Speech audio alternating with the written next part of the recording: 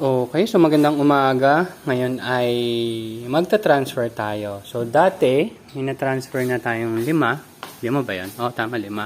Ito. 1, 2, 3, 4, 5. So ngayon magta-transfer ulit tayo ng 5. So, dalawang shoebox setup. Yan. Tapos isang yung 1.5 liters na microwavable container na may styro yung pinaka-top pin takip. So yung itong mga nakita nyo malaki, nandito yan, tinanggal ko. Ilipat ko muna sila doon kasi tatanggalin na rin natin sila. I-harvest na rin natin sila. Siguro after 2 days, ganyan, harvest ko na rin. So ito, lalagyan ko pa lang muna ng tubig. Wala pang tubig to, itong dalawa. Pero yun, meron na. Yan yung naka-stack up doon eh. Doon. Do-double check ko lang yung pH, tapos yung nutrient solution.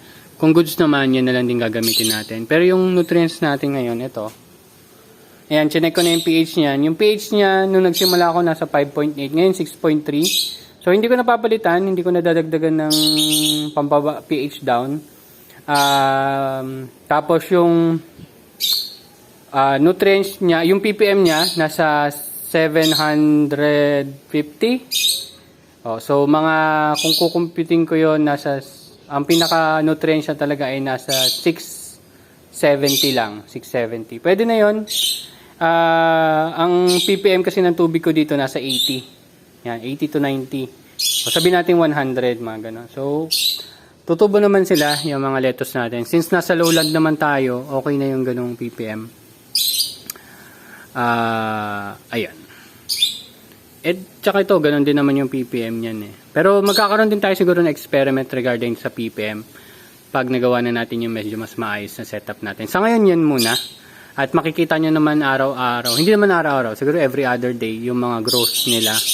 At ngayon, ito, February 16 natin tinanim. Tapos itong namang ginagawa natin ngayon ay February 20. So, i-refill ko lang muna lagyan ko muna ng tubig yon, tapos pakita ko sa inyo ito mamaya. Ang gagawin ko lang naman, itong net caps na 1 inch, lalagay ko lang dyan sa loob, pero dapat yung ugat na dun, ilagay ko dun sa gitna, mas maganda. Ayun, yun lang. Kung hindi mo malagay sa gitna, tutubo pa rin naman yan. Sige, ayusin ko muna, saglit lang. Okay, so medyo may konting problema lang. Naubusan ako ng nutrient solution. So gagawa pa ako mamaya. At nag-iipon pa ako ng tubig. Papasingawin ko pa mga at least 12 hours. So baka bukas ko pa yun magawa. So matitenga pa siya ng isang araw sa akin. So from 13 days, 14 days ko na siya maita-transfer. Pero yung pwede ko yung transfer yung nandito. Pero ang gagawin ko na lang, pagsasabay-sabayin ko na lang sila. Ayan o, kulang. Sayang naman. Anyway, do-document pa rin natin pag na-transfer na natin. Sa ngayon, wala muna. Pero ito siya. Ayan. Itenga ko muna siya dyan ng mga isang araw siguro. Ayan. Ayan o. Naubusan kasi ako ng nutrient solution. My bad. May bago kasi ako nutrient solution. Kaya ang ginawa ko, inubos ko muna yung luma. Nutri-Hydro, tapos bumili ako ng kay Katanim. Siguro may konting ibang formulation yon. Ayun. Yun yung ititimplahin ko, pero nag-ipon pa akong tubig, tapos papasingawin ko pa. Ano bang oras ngayon? Mga alas 9 yata ngayon eh. So mamayang gabi. Baka i-transfer ko na siya, so makita nyo siya, naka-transfer na. Okay? Tapos ayun. Ililipat ko na lang siguro yung sobra dito, ilipat ko na lang dito para ito, Nutri-Hydro, tas ito maging Katanim na solution.